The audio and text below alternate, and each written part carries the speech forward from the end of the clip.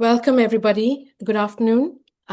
This is the event on open access books, rights, ownership, and control. I'm very pleased to be chairing this session. I'm Dr. Siva Thambisetty from the LSE Law School. I'm an associate professor of law, and I work on intellectual property law, which is not a million miles away from the topic of today's discussion. Just a matter of housekeeping, this event will be recorded and we hope to share the recording afterwards. The event will run as follows. So this is a roundtable discussion which is scheduled to run for an hour, beginning with introductions from speakers and around 30 minutes from the panelists, after which we'll move to questions from the audience. If you have a question for a specific member of the panel, please make that clear in the Q&A box. Before we start, I'd like to say just a few words about the London Festival of Open Science and Scholarship. This was started by UCL about 2 years ago with collaboration from LSE and the Francis Crick Institute. And this year it involves an amazing 13 institutions across London. This particular event is organized by the team at the LSE on behalf of the LSE Open Research Working Group, which is a group of researchers, academics, and professional services staff from across LSE aiming to provide strategic direction for open research support at the LSE. All of these events are filmed and uploaded to the LSE Library YouTube, and previous events can all be viewed there.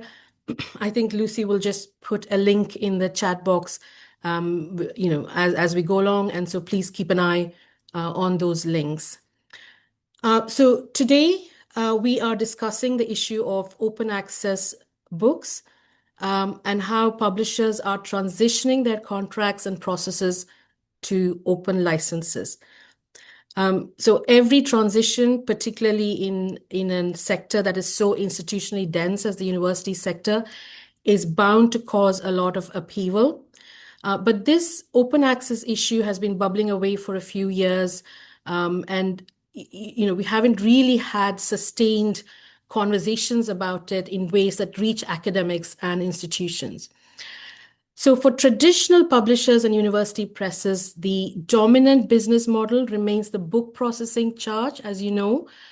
And as some of you will know, these range from about £5,000 to an eye-watering 20,000 and beyond. So what we're here to discuss, at least partly, is to understand this business model better and to understand what rights it's better for publishers to steward and what rights should remain with authors. It's also a matter of interest for the institutions where these authors work, who are often required to ask permission to reuse book content that they have paid thousands of pounds to make open access. What are their rights and what should they be advising their authors to do?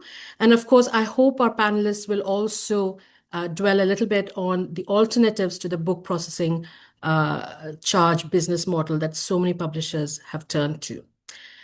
So without much further ado, I'm going to pass over to the panelists. Some of you will notice that Martin Eves is not here. Unfortunately, he could not join us due to health reasons. Professor Eileen Fife will start us off. She's Professor of Modern History at the University of St. Andrews, followed by Lucy Barnes, who's Senior Editor and Outreach Coordinator of Open Book Publishers, followed by Professor Lindsay Farmer, who's Professor of Law at the University of Glasgow and British Academy Vice President. I hope panelists will each speak to about 10 minutes, and then we'll move on to Q&A. Thank you. Professor Eileen, please. Thank you, Shiva. And it's one of those strange experiences. I don't know who I'm talking to, but it's wonderful to hopefully have lots of people in this virtual room today to discuss book publishing. I'm a historian, and I think books and long-form publications are quite important to what me and my colleagues all do. And I'm a historian who's old enough to have begun her career when I published my first books in the more traditional way with university presses.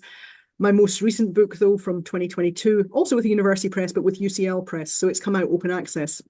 And so that's been, for me, an interesting and exciting and very positive story so far, which I'll tell you a little bit about. And maybe later on, once we get onto the discussions, we can start to discuss some of the possible disadvantages. For me, I am very positive about it. I should say perhaps also that I am a historian of publishing and scientific communication. I usually describe myself as a social and cultural historian of science and technology. And the book that has come out, Open Access, is a book about the history of scientific journals. So I find myself knowing a lot about the history of journal publishing. But as a practicing historian, of course, I publish in journals and also in books. So I have this slightly meta-reflective angle on the whole business of publishing. So when my team and I got a big AHRC grant to investigate the history of scientific journals. At that point in time, we had no idea we were going to publish open access because it was 2013 and this wasn't really on the cards for books, barely even on the cards for journals. But by the time we finished the project, it was a possibility. But we did find it quite challenging to find a publisher who could take on the length of book that we were proposing, because we were writing a 350-year history of Royal Society journal publishing, the Royal Society being the publisher of the world's longest running scientific journal.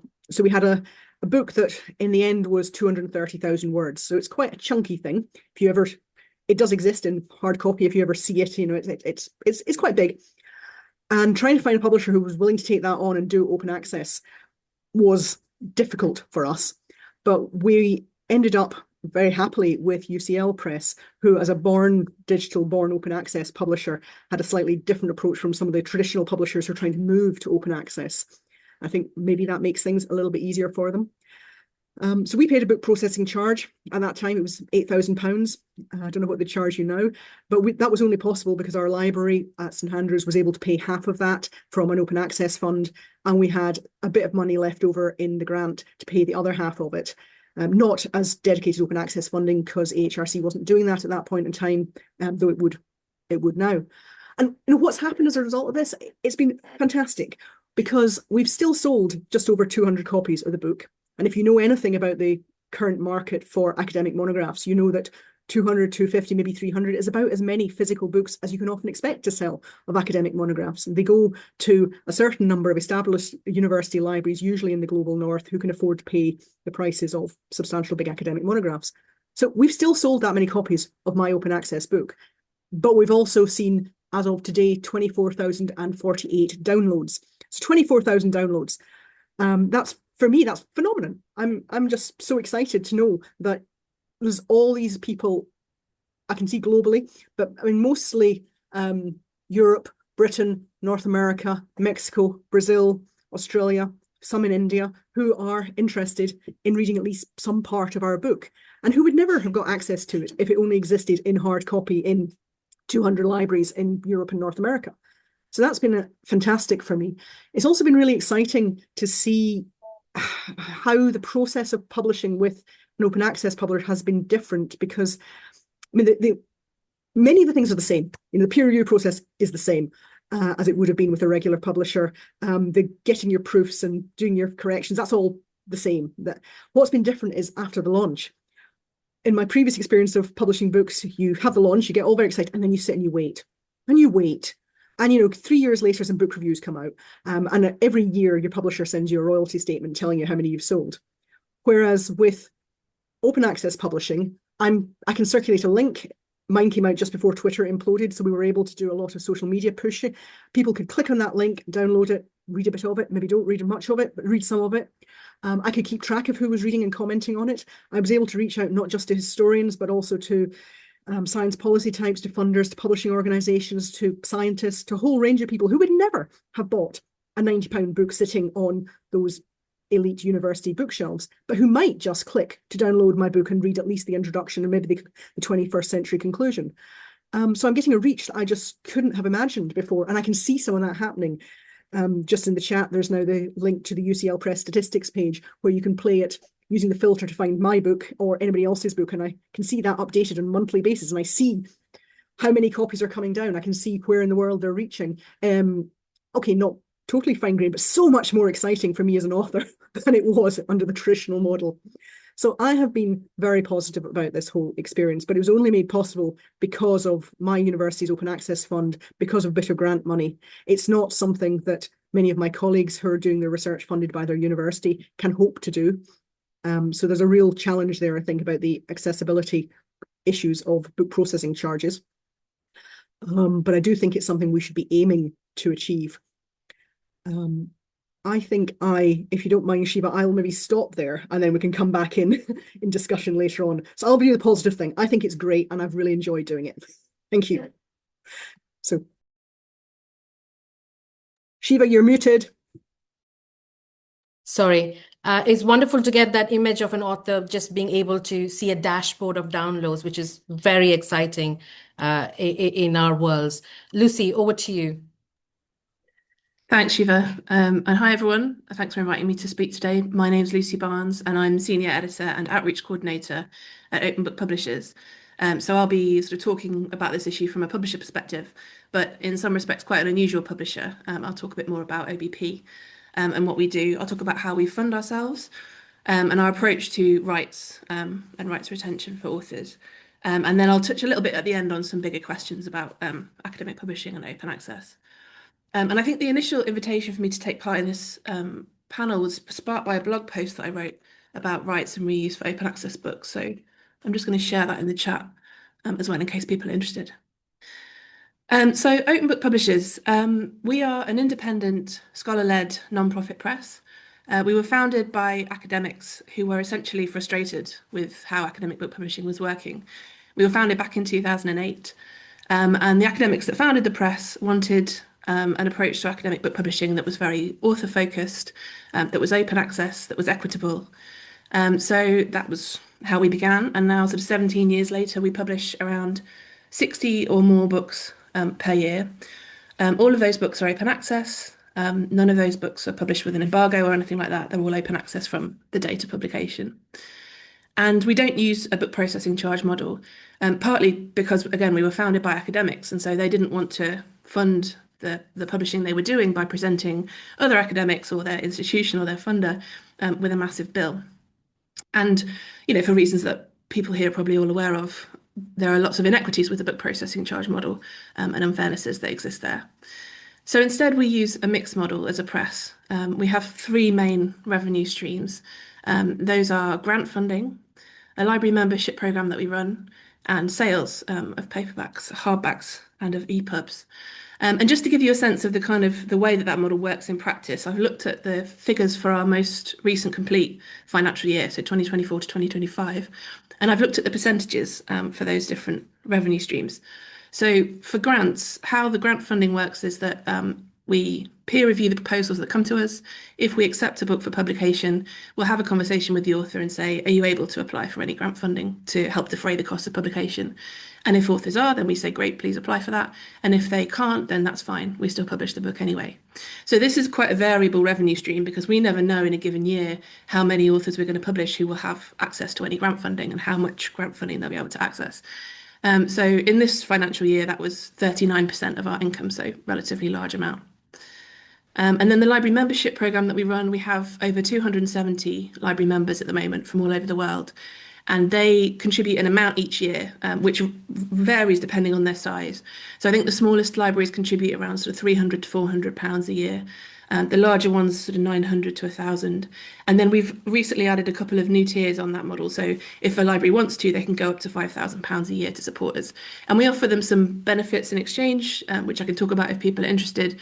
But those benefits are not massive, given that the books are all going to be open access anyway. There's not a huge amount that we can sort of withhold to then offer as a library membership benefit. Really, libraries join because they want to support us in publishing in this way and in not charging book processing charges and in being scholar-led and non-profit and all those things that we are. So that in the most recent financial year, that was around 29% of our income. And then sales of paperbacks, hardbacks, and EPUBs. The EPUBs are we only charge a nominal amount for those. They're sort of $5.99 so that we can get them into sales pipelines, basically. But that was around 27% of our income, so a significant amount.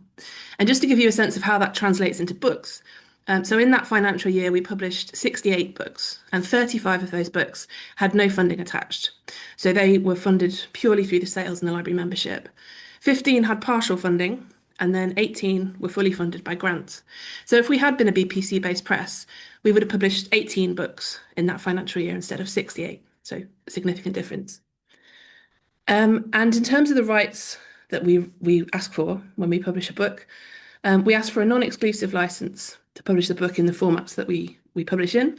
So that's PDF and HTML, which are freely accessible, and then paperback, hardback, and EPUB, which we sell. And that's it. So the authors then have maximal reuse rights. We don't require any more rights from the author.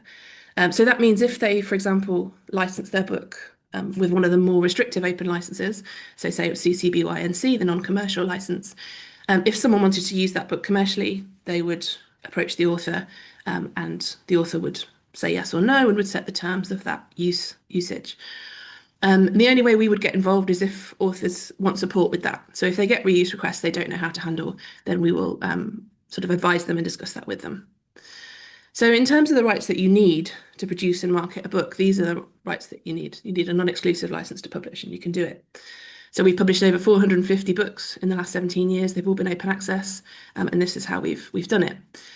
But just to sort of touch briefly on the sort of income the rights holder might expect from reuse rights, in my experience at least, I think it's highly variable. It's not like sales revenue, which might indeed vary from book to book and does, but sales revenue is basically guaranteed unless something's gone very wrong. Even when the book is open access, as I've said, sales revenue is an important revenue stream for us. But that isn't necessarily the case with reuse rights. You aren't necessarily guaranteed someone's going to want to translate your book or reuse it in other ways.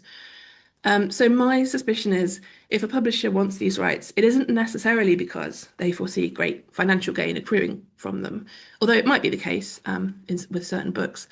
But I think it might be a bit about what Aileen was talking about. It's a bit of a hangover from a closed access system.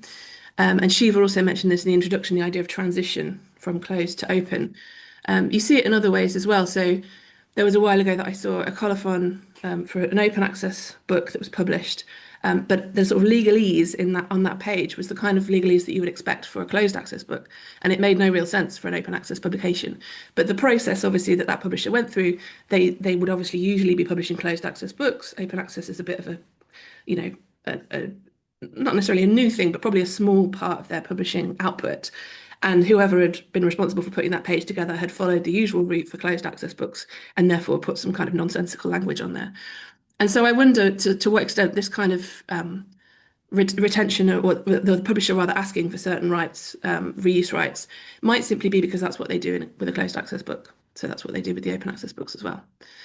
And we were also asked in sort of preparing our talks for this panel to consider the relationship between a book processing charge fee and whether or not an author retains reuse rights. And I think we should be careful about implying that there is or that there should be a relationship between these things, between the rights that an author has and the amount that they may have paid to publish a book open access. So if you think about open book publishers, we grant maximal reuse rights to the author because in our opinion, that's what we should do. That's what we think the author should retain. So it doesn't matter if the author's been able to secure grant funding. It doesn't matter how much grant funding they've been able to secure, if they have or not. That's the policy for all of our authors. And I think this is part of a bigger problem of seeing open access in a highly transactional way. So a publisher that's charged a book processing charge might say, well, we charged a book processing charge to make the book open access, and it is open access, so you've got what you paid for. And the issue of rights might be considered a separate question. And I think this is the result of seeing open access as a kind of commodity, something that you kind of slap on at the end of publishing, rather than looking at publishing as a process and asking bigger questions like, how do we want our books to be published? How do we want publishers to treat authors? What are the goals that a publisher and an author share and where might they differ? What rights should authors have as a matter of course? And none of these questions are necessarily about open access. They're kind of bigger questions about the publishing system that we have. So just to finish, if you're interested in thinking about some of these questions with a kind of open access framework, have a look at COPIM. So COPIM is a community that Open Book Publishers is part of. It's a group of universities, publishers, researchers, librarians, infrastructure providers. And for the last kind of 6.5 years, we've been funded by Research England and by Arcadia Fund to build open infrastructure that's community-led and that supports equitable open access book publishing. But in the course of doing that, we've also been doing a lot of research and thinking about some of these bigger questions about publishing and how it works and how it could work and how it should work. So if you are interested in thinking through those things, then copim.ac.uk is a good place to go to. And yeah, that's me for now. Thank you. Great. Thank you, Lucy. Lots of questions raised by your talk. So, Lindsay Farmer, let's have you next. Okay, well, thank you very much, and thank you for the invitation to speak today. A lot of fascinating questions being raised there.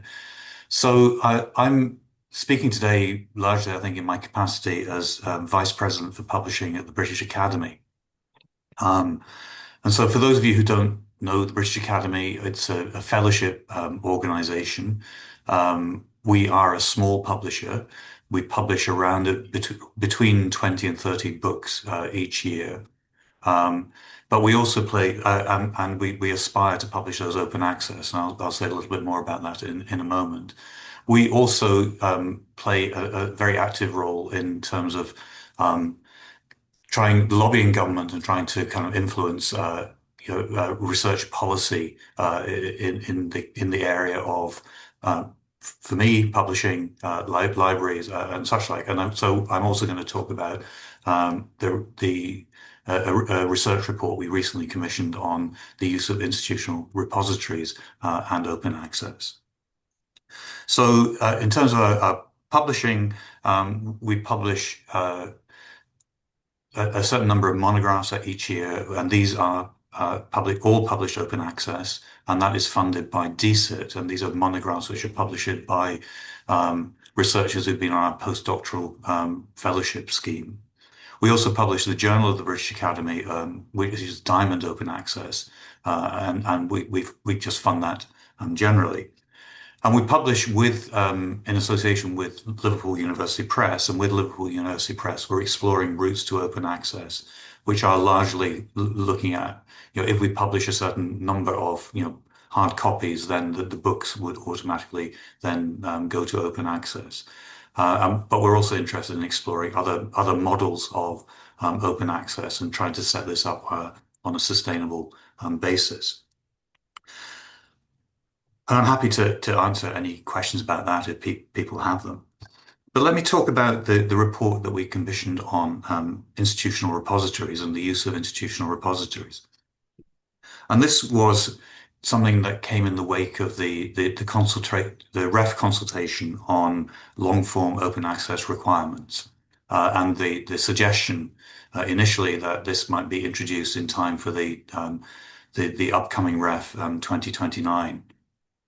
And we obviously responded to that consultation. We weren't, while we support open access publishing, we're trying to kind of we want to encourage it. We're also keen that it be done just introducing a long form mandate for long form open access publishing for the REF without paying any attention to the kind of underlying infrastructure or the kind of the larger kind of context in which that might be operating would not make any sense. So we cautioned, if it was going to be done, we cautioned delay, and then we were delighted, obviously, that the decision was eventually taken to pause that requirement, at least for the 2029 REF, but potentially to introduce it after that. So in the wake of this, given that what Research England and the REF seemed to be thinking about was moving towards the requirement that for green long form open access, that's to say, putting the final author manuscript into institutional repositories, we thought it'd be very interesting to do some research and to find out exactly to what extent institutional repositories were being used, and whether librarians, authors, or a user community were familiar with institutional repositories, whether they thought they were working, or what they thought might need to be done in order to get the system working, if this was going to be the sort of mandated REF form after 2029. So we commissioned an organization called Information Power to carry out the research, and they carried out the research and interviews with librarians, with authors, and with user communities to find out how institutional repositories were working. And probably to anybody who is in a university, is working in this area, or I dare say in publishing as well, the findings are probably not that surprising. librarians generally, felt that the system was under-resourced, that although there was a kind of, every university had a push towards having an institutional repository, and this worked reasonably well with respect to journals and perhaps also specifically in relation to scientific publishing. It worked less well in relation to the humanities and social sciences, and it wasn't clear that it worked well in relation to long form publications. Specifically in relation to things like authors' rights, librarians pointed out there were often considerable difficulties because if an author-accepted manuscript was being put in a repository, the author-accepted manuscript might contain images, it might contain other material where there are third-party rights, and that it was unclear where who retained the rights or where responsibilities lay in between publishers and the institutional repositories and the authors for clearing those rights for the deposit in the institutional repositories. The institutional repositories themselves were maintained by different universities and weren't always talking to each other. We also found that there were problems generally. There was a very inconsistent pattern of usage across institutional repositories. The leader by far, and I think the report has been put in the chat if you want to follow this up. The most popular, most used institutional repository by some distance is the LSE repository, I'm pleased to say, as they're our hosts today. But it's not entirely clear why that should be. We were trying to find out why that was, but it wasn't altogether clear. Most other institutional repositories are not widely used by researchers because researchers would only use, in relation to long form, would only use institutional repositories as a last resort because it's hard to cite material that you find there. Pagination is difficult. It's much less readable if you're reading something in a manuscript form. And again, these will be the kind of difficulties which are familiar to most people who are working in this area. And of course, we spoke to authors, and we found that authors were not very happy with this anyway, because they felt there was some gap between the author-accepted manuscript and then the final published version. It was unclear, which then would be the version of record, and if this was then to become a mandate for the ref, how would the relationship between the two versions be managed? How would work be cited? And such like. So, in other words, we found there were considerable difficulties in the area. So, our recommendations, just to give you a brief summary of the recommendations, there's more in the report. We can identify kind of three kind of areas in which we were making recommendations. First of all, we are arguing there's a need for a clearer strategy. It's not clear that at the moment institutional repositories are ready to be an alternative publishing model, and we're talking about alternative publishing models.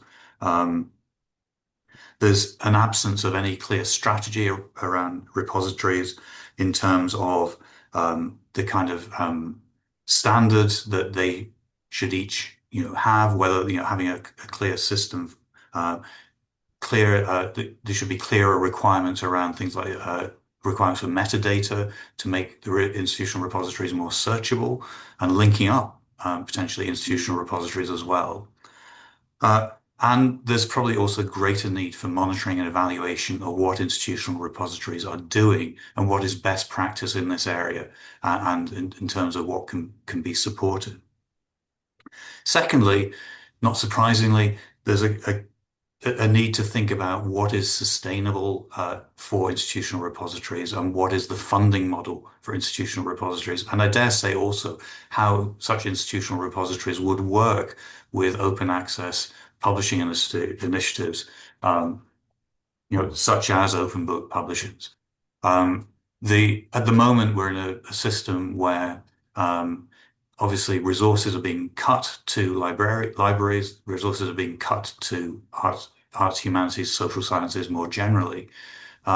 Yet this is a moment at which institutional repositories and libraries are potentially being asked to take up the slack and to provide the kind of green open access publishing model. And that is clearly something that just can't be done on a shoestring. If it is to be done, if it is to be an alternative model, then there needs to be a much clearer discussion about how this is in what way this would be a sustainable model for the sector and the kind of funding that would be required to do it properly. And the third thing that we were recommending is that there's a much greater need for consultation with authors, with researchers, and with publishers about how institutional repositories would fit within the existing publishing ecosystem. And I thought the questions that Lucy was raising at the end of her talk are exactly the kind of questions that need to be addressed as part of this discussion. It's perhaps not surprising they're part of the larger discussion about open access publishing. So we have to think hard about the quality of the green version in relation to the published version, about how that would work with in relation to things like career incentives for researchers in this area. What gets accepted, what institutions regard as published versions for the purposes of things like appointment and promotion, and moving between institutions. And crucially also, we have to recognize that for long form publishing, and I think this came out in Aileen's talk very nicely, long form publishing is an international system. So we're not just publishing for a community of researchers in this country. We're publishing for international community, international readership. And we have to think about what the needs of that readership might be as well. So I think as part of to conclude this, as part of the kind of longer term trends and conversations that we need to have about open access publishing, we're strongly pushing Research England when it's thinking about the REF and open access mandates in relation to the REF, is there's a need to consult much more widely and to engage with the different groups of users, publishers, researchers, to develop a system that is going to be sustainable and workable in the long term. So thank you. Great, thank you so much. So just for the audience, please keep your questions coming. I will be monitoring the Q&A box. If the question is for any particular panelist, please make that clear. If not, I will direct it to who I think it's appropriate for. As our audience is getting warmed up with their questions, I wonder if I can pose 2 questions to all 3 panelists. And if you can you may see different things in those questions, so feel free to answer partly or fully. And also, if you would like to respond to something that you've heard from your co-panelists, that would also be very welcome. So Eileen, I want to start with something that you said. I'm really taken by the excitement that you have for this model of publishing. And as an author, I can see how this really enlivens the process of publishing, right? And that is something that is worth noting.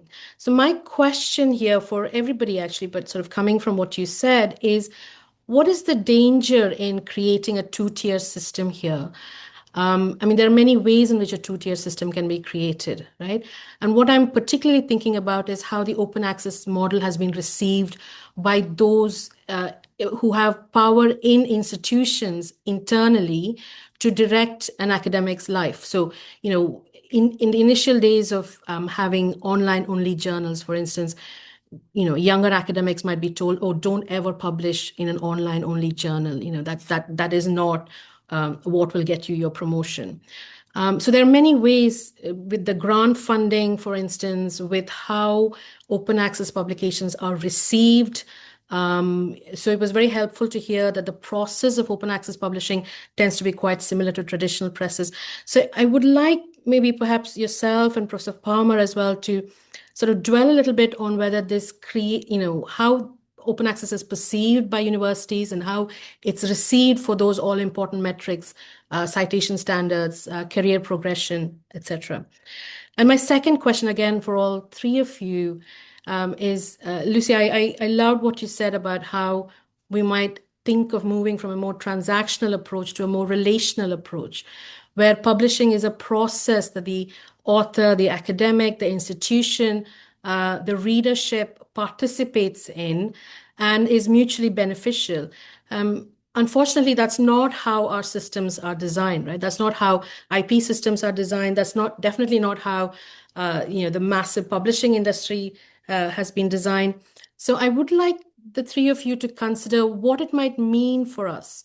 What are the obstacles to moving away from this transactional model to a more sort of organic model where there are different kinds of value that is being recognized, recognized formally. There might be different kinds of value that are recognized informally, but what can we do to move to a more formal recognition? And I do have I lied. I have a third question to Professor Farmer mainly, but maybe both of you might want to also come in on that. Is there a better way of organizing institutional repositories? Could this be done subject-wise? Could this be done geographically? Could this be done in a way that's not so noisy? Because I can imagine that having these different templates digitally is potentially a nightmare for current access and for future access. So is this just a technical problem that can be solved? So Professor Fife, maybe we can start with you. Okay, thank you. You asked about the danger of creating a two-tier system. Well, it depends which two tiers you're thinking about. Don't we already have a two-tier or a three-tier system? Regardless of open access, you will hear certain academics saying, oh, you don't want to publish with that press or with that press, or that press is so much more prestigious. Whether any of that is actually true is rather an open question. And given that we're surely all signed up to DORA and trying to move away from journal metrics, and the equivalent of that for books is to move away from journal, sort of publisher brand, in the same way as you'd want to move away from journal brand. If I was having a two-tier system in my ideal imagined future, I would actually think that all of us who are taxpayer-funded academics and who are trying to write for wider audiences, I'd be thinking everything should be either open access and widely available, but perhaps technical content, versus trade book publishing. Because in my field, there's plenty of people who would love to write trade books, which are, of course, not open access books, but they are for wider audiences. As you see a separation there between the intended audience and the intended language. But that's a different kind of two tiers from what you were thinking of. The other thing I want to do to respond to some of the points that have been raised about rights of various sorts is that in my personal experience so far, I have not had any bad experiences. I know that there are a few colleagues out there who have had their books being reprinted by other people who they may not wish to reprint it in different formats. Maybe someone can talk more about that later. But the closest I've got is someone asking if they can translate my book, and it's CC by NC. If they translate it for non-commercial, then that's perfectly legitimate, but at least I'm being asked. But what this makes me think is, in an older world, that would be a publisher's decision to make, almost certainly, and they would have expertise in how to do that. In this case, it's my decision, and UCL Press is quite clear. I have the rights, it's up to me. But if there was something where I was actually having to decide, can they do it or can they not do it? Or if someone had, in fact, reprinted my book for commercial gain, which would be breaking the CC by NC, it would be up to me, as far as I can tell, to chase that, to do something about it, because my publisher doesn't keep the rights and doesn't take the responsibility. So I get both of those. And so I'm left thinking, how on earth would I do that if I did have to start a legal case? Or would perhaps my university, we have a rights retention policy at St Andrews. So in theory, perhaps my university might, but it's not something universities are used to doing.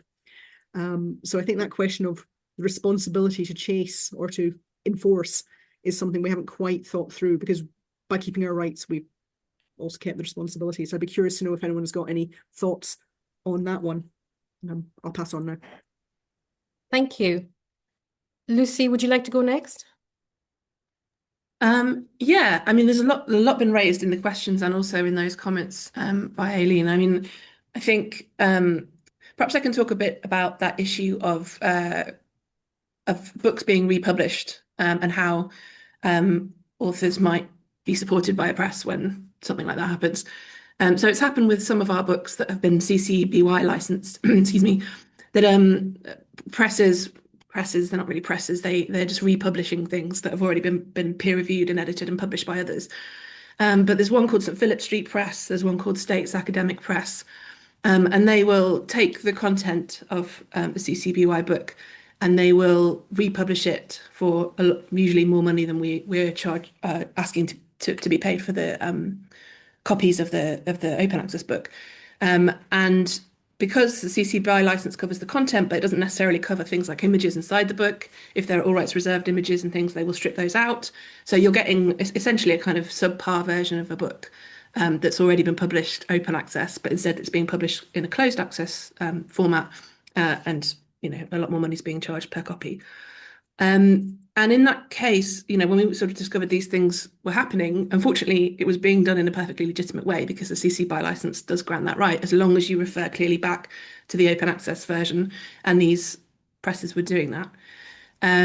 So we met with the St Philip Street Press director and spoke to him about what he was doing, and he was very clear it was all very legal.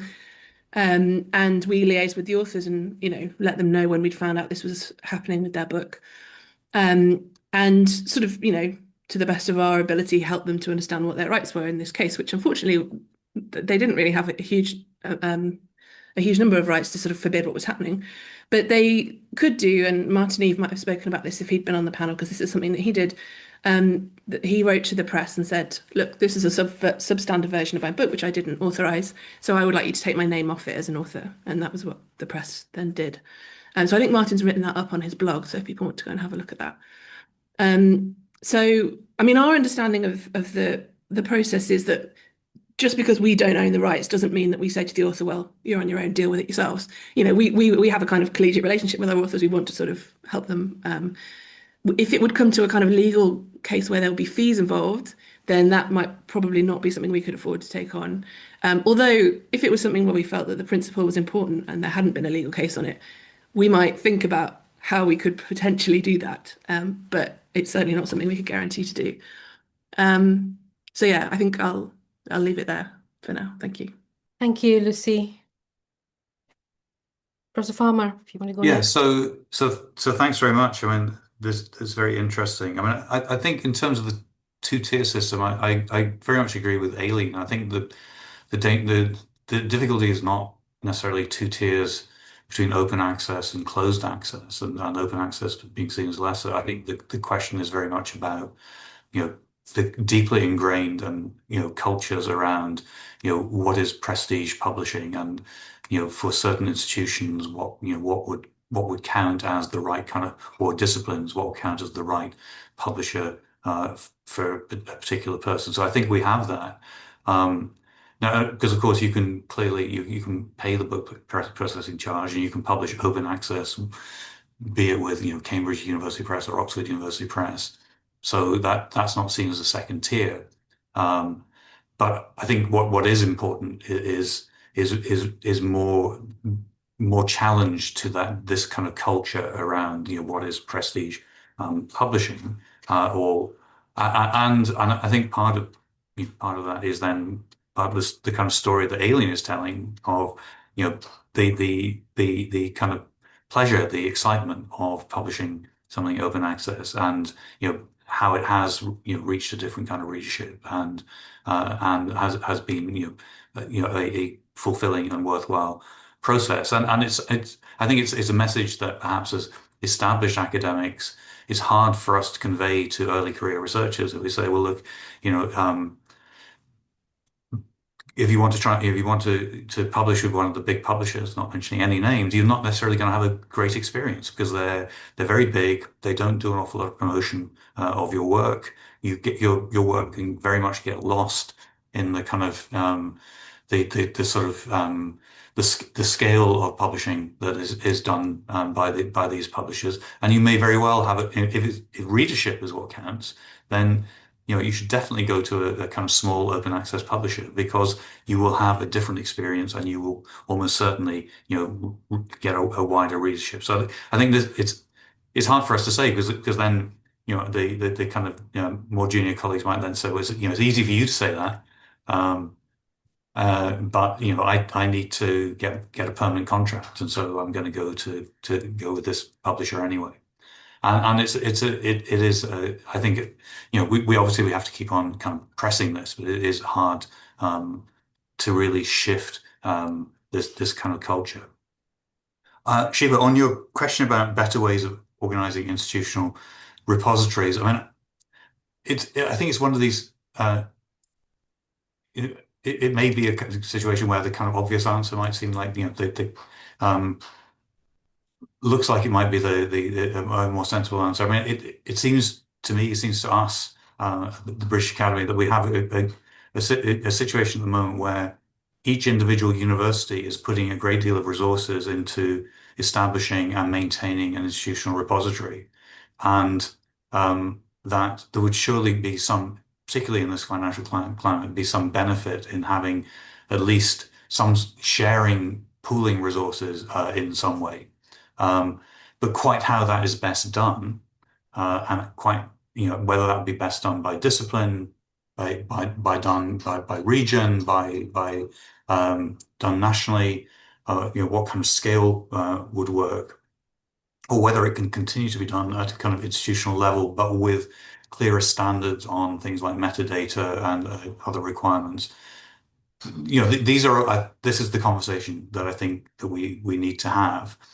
We need to have it particularly if the organizations like Research England are going to be pushing long-form open access mandates as part of the REF, because otherwise we're going to find ourselves in a situation where that is a requirement, and there'll be a lot of pressures from universities on researchers, on academics then to lodge authorized accepted manuscripts in institutional repositories.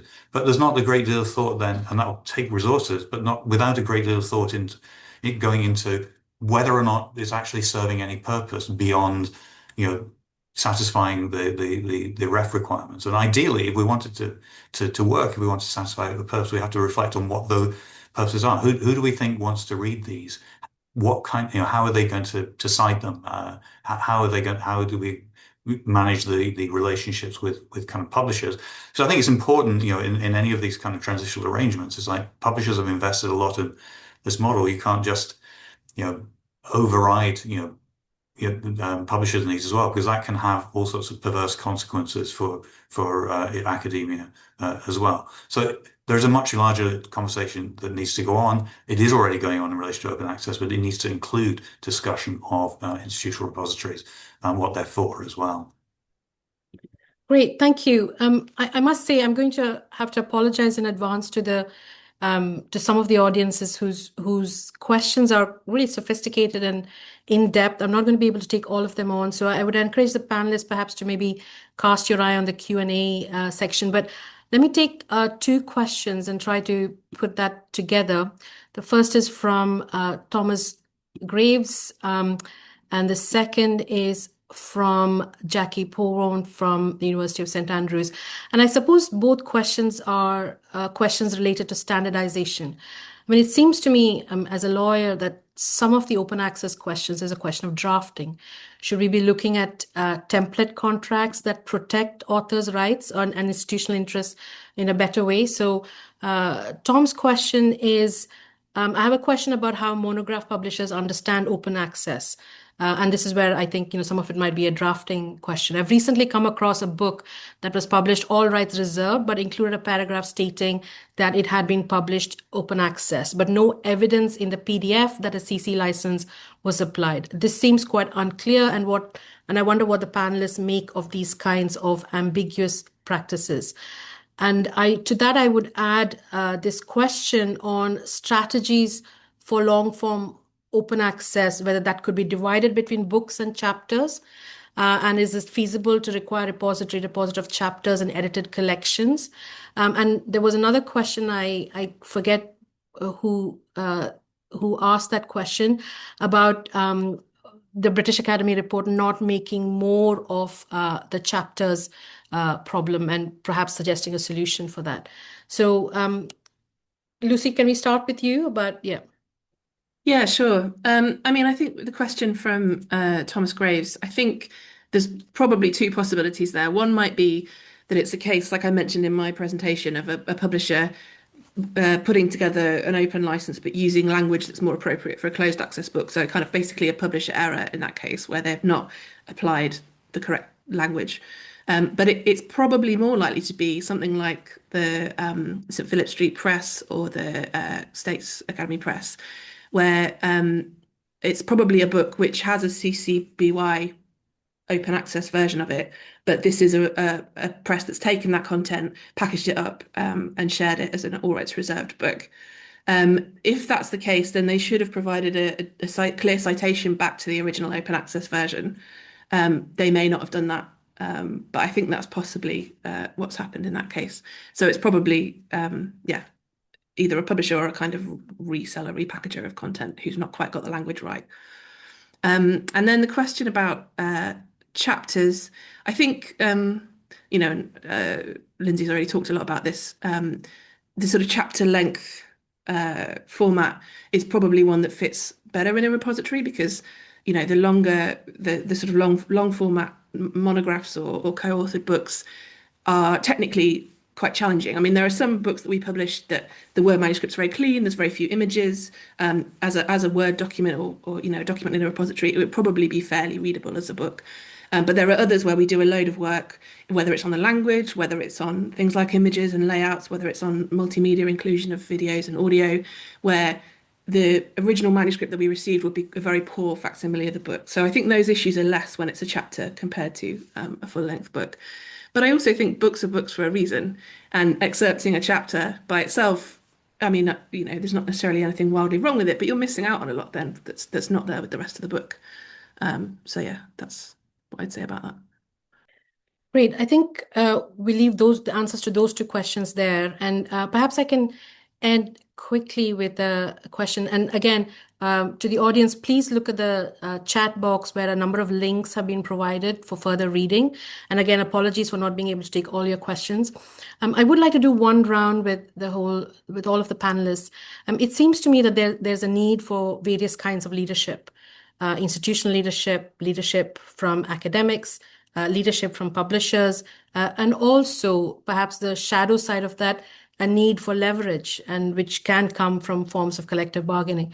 So my question to all three of you is, maybe in a minute and a half, perhaps, looking over the horizon, where do you see these sources of leadership coming from?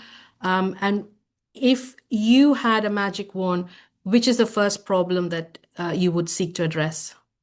So Eileen, we're going to start with you again. And I get a magic wand.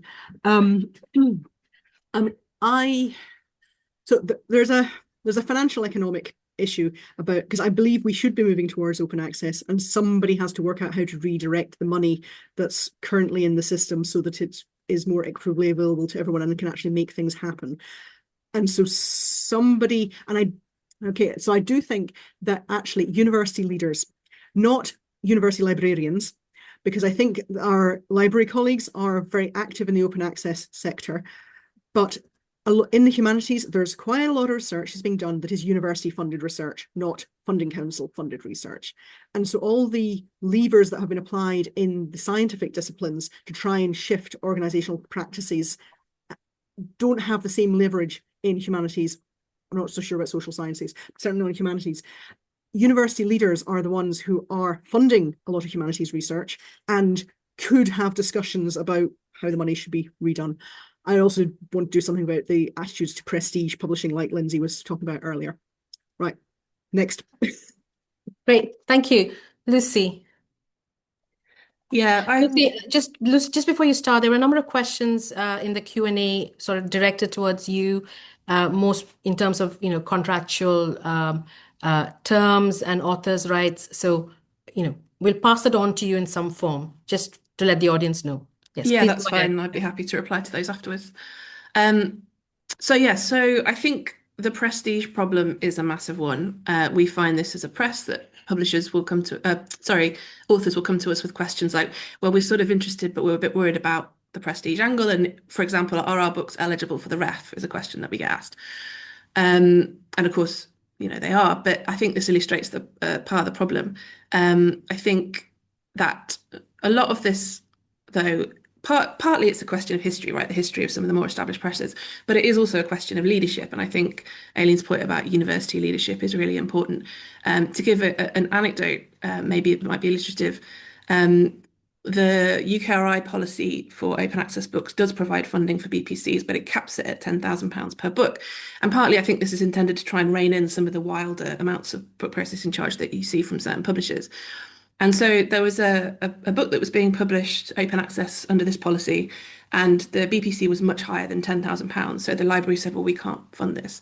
And then somebody in a different part of the university stepped in and said, no, this book's very important for the ref. It's being published with a very prestigious publisher. We can find the extra money to cover the whole of this BPC. And that's just an example of where, there is an attempt through policy to incentivize a certain shift in publishing, and it's being overridden by individuals within universities who have power and influence and are saying, no, actually, we're going to do it this way. So that kind of coordination that would be required to achieve a shift like we're talking about, I think will be really difficult to manage because of some of these incentives and misunderstandings about, are we all on the same page? Are we all trying to do the same thing? So yes, university leadership, but somehow there needs to be a sense of what we're being led towards and what the end goal is that's kind of shared across institutions. Great, thank you. Lindsay? So thank you. So I don't know if this is an answer to the leadership question, but I think in some ways it's to echo something that Aileen said, which is that a lot of the debate and discussion around open access is particularly driven by science, STEM models of publishing. So I think where we need leadership or recognition is that publishing in humanities and social sciences is different. We have different kind of publishers. We're publishing different kind of works. The works have a much longer, typically one of the issues with long form publishing, in particular monographs, is that they have a longer shelf life. So that whereas the kind of STEM model tends to be for articles, is thinking about things in a 12-month or a 24-month kind of time frame. So there needs to be recognition that social sciences and humanities are different, that requires a different kind of thought and a different kind of engagement with the community, so that we, all the different actors who are involved in publishing are part of that same kind of conversation. So I guess if I had the magic wand would be to try and get people into the room, get that recognition, so that we don't, if you're working in this area at all, so much of the time is we first of all have to say, our initial response is, somebody's proposing something, that's great, but that doesn't work for humanities and social sciences. And it would be nice not to have to say that every time, because there was already that recognition and that was there. And I think that would save so much time and would really help things moving forward. Brilliant. Thank you. That's a great note to end on. So I have a couple of announcements to make just for the audience, but first, thank you to the audience for such great engagement. Thank you for your questions. We will try and find a way to reflect on those questions in some form while we report on this event. And thank you to my wonderful panelists for generosity of your time and your comments today. If you enjoyed this webinar, there's another one, 4 to 5 p.m. This afternoon on Open Research, Gender and Ethics with Professor Denisa Kostovikova from the LSE, which promises to be very interesting. You can also sign up to the Promote Open Research, sign up to the Open Research community, either on the via the newsletter or through LinkedIn. Perhaps Lucy can put a link in the chat box.